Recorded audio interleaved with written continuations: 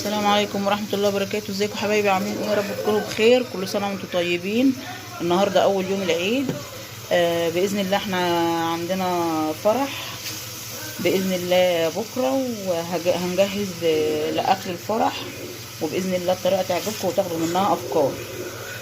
هنا معانا ما شاء الله كمية بصل محترمة، حوالي 2 كيلو بصل. انا عاملة 3 كيلو لحم، فرمت اهو نصها، وهنحط هنا ايه، هنعصج باذن الله ايه اللحم.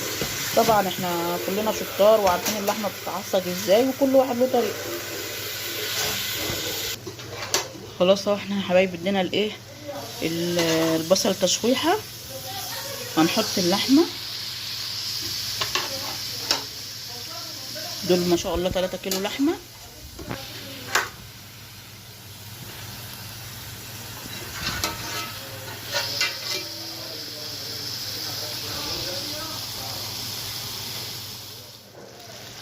اهو يا حبايبي بتاع اللحمه خلاص اتعصبت. هحط عليها البهارات بتاعتها، معلقه فلفل اسمر كبيره، معلقه بهارات كبيره، معلقه كمون.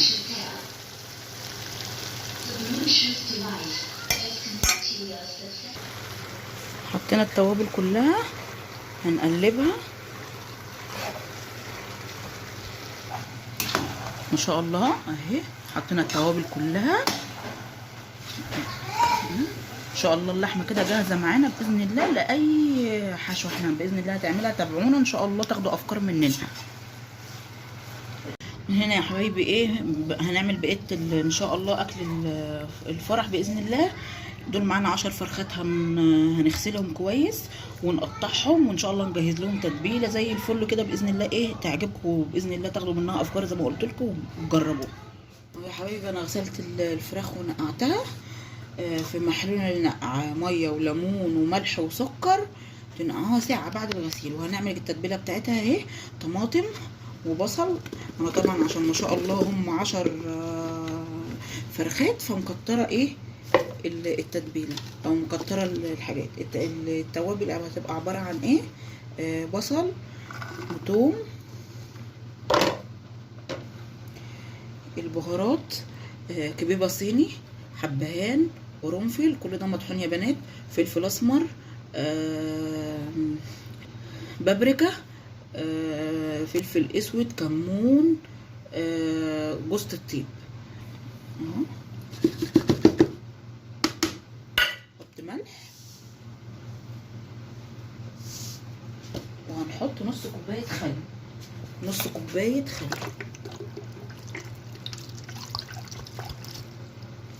وبعد كده ايه هنضربها ما شاء الله. ايه دي التتبيله كلها. طبعا انا كنت ضربت التتبيله قبل ما اجرب في الكبه اخر حاجه عشان ما اطولش عليكم. هحط على التتبيله كلها كوبايه زيت. كوبايه زيت ليه؟ والفراخ هتنزل دهونها، عشان انا عايزه الفراخ تكون بتلمع. فايه اللي هيدي اللمعه للفراخ في الشوي؟ كوبايه الزيت دي. وانا حطيت كمان اقل من كوبايه زيت. هقلبها كويس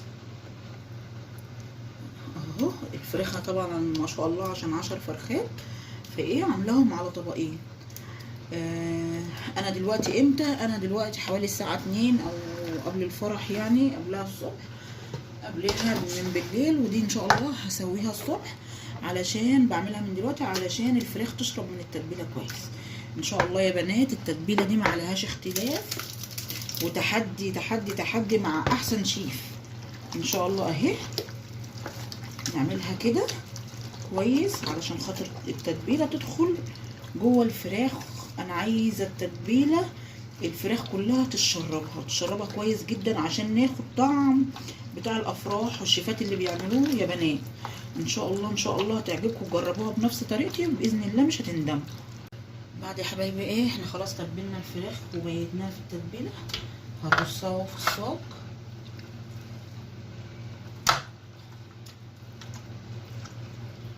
اقل حاجه ان شاء الله، مش اقل حاجه طبعا عشان الفراخ ما شاء الله الله اكبر بتاعتي كبيره، فانا فتحاها كده، فتحاها بالسكينه كده، اولا عشان يدخل جواها التتبيله، ثانيا عشان تستوي.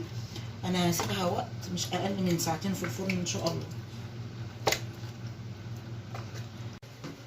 اهو يا حبايبي بعد ما رصيت الفراخ في ما شاء الله الصاجات دول اهو، ده صاجين اهو، وان شاء الله ايه في كمان صاج انا حطيته في الفرن، ودول ايه هنزل احطهم وان شاء الله اوريكم شكلهم بعد ما يطلعوا من الفرن باذن الله.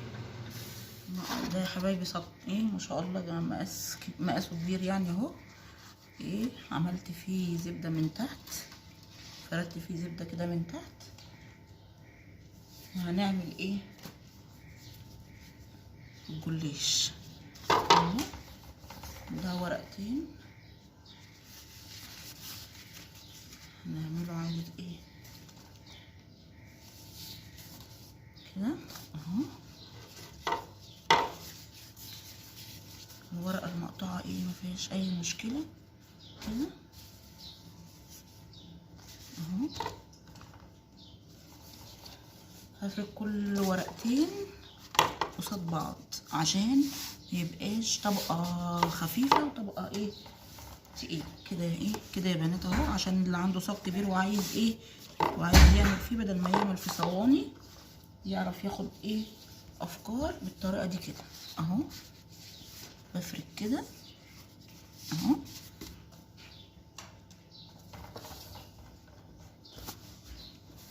الصاج ده ما شاء الله كبير، هياخد مني ايه اكتر من لفتين. اللفه بتبقى قد ايه؟ نص كيلو ايه او 400 جرام بالظبط يعني.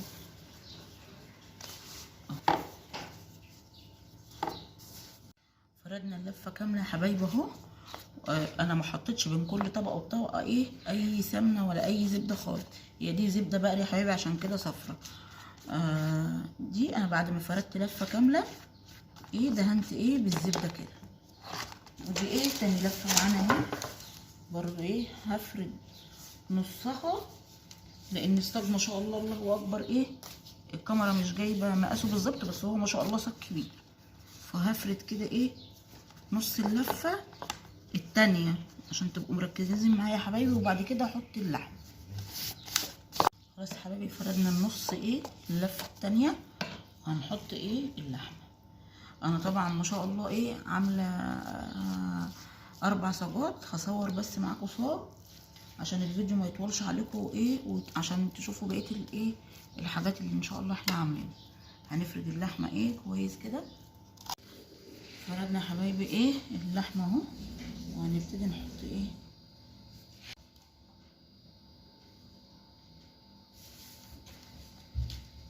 اهو يا حبايبي اهو.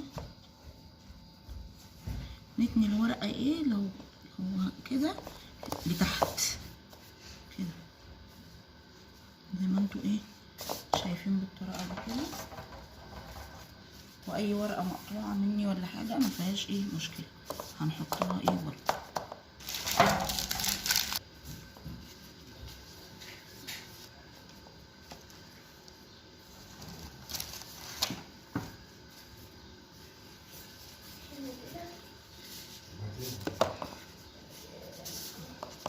ما بحطش بنقول وراء زبده يا حبايبي ايه.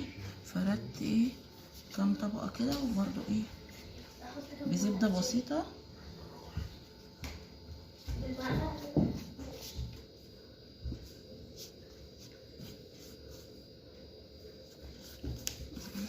بسيط كده عشان برضو يطلع ايه طري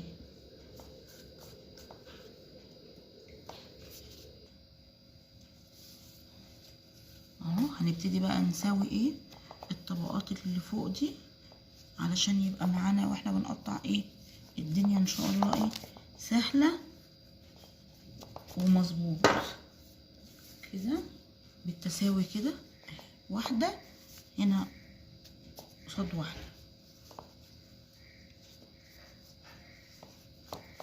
واللي بالنسبه له ان هو يعمله كده صعب ممكن بصينيه صغيره يخليه مدور، يبقى بالنسبه له اسهل.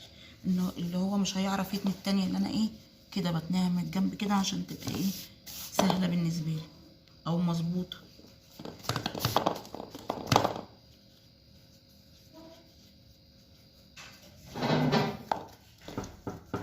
بصوا يا حبايبي ايه انا دهنت وشه ايه زبده كويس جدا، طبعا لاني هعمل كميه وهركنه جنب مني لحد ما اخلص الكميه التانية، لازم ادهن وشه زبده كويس جدا كده عشان ما ينشفش مني. وطبعا برضو ايه هقطع اهو.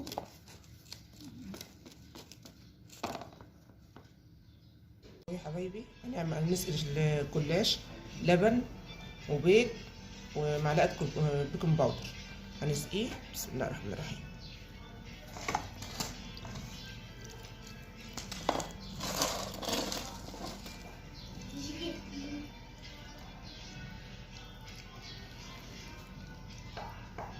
لازم كله كده تعرفي ان الجلاش كله شرب اللبن عشان يستوي معاكي حلو اهوت. ما شاء الله الله اكبر، بألف هنا وشفا. ان شاء الله طريقتنا تعجبكم، ما تنسوناش بالشير وباللايك. هنسويه وهنوريه لكم. تعالوا بينا حبايبي ايه نعمل الرز. هنا ايه انا عامله بصله صغيره ومعايا حبهان وقرنفل وقرفه نحطهم اهو. حطينا الحبهان والقرنفل وعود قرفه. واللي حابب يحط لومي تمام. انا عن نفسي ما بحبش اللومي في الرز. نشوحه ايه تشويحه كده حلوه. حطينا الرز يا حبايبي. بعد ما البصله خدت تشويحه هنحط ايه مكعبين مرق الدجاج ونشوح الرز شويه في كده على النار.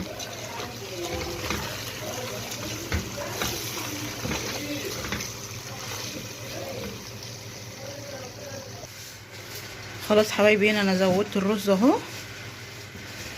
اسيبه بقى ايه الميه كوبايه الرز. لو الرز مش منقوع كوبايه الرز بتاخد كوبايتين ميه. لو منقوع بياخد زيه زي الرز المصري عادي اهو يا حبايبي. الجلاش اهو بعد ما طلع من الفرن. وادي الرز ما شاء الله اهو. شايفين الله اكبر مفلفل وزي الفل اهو.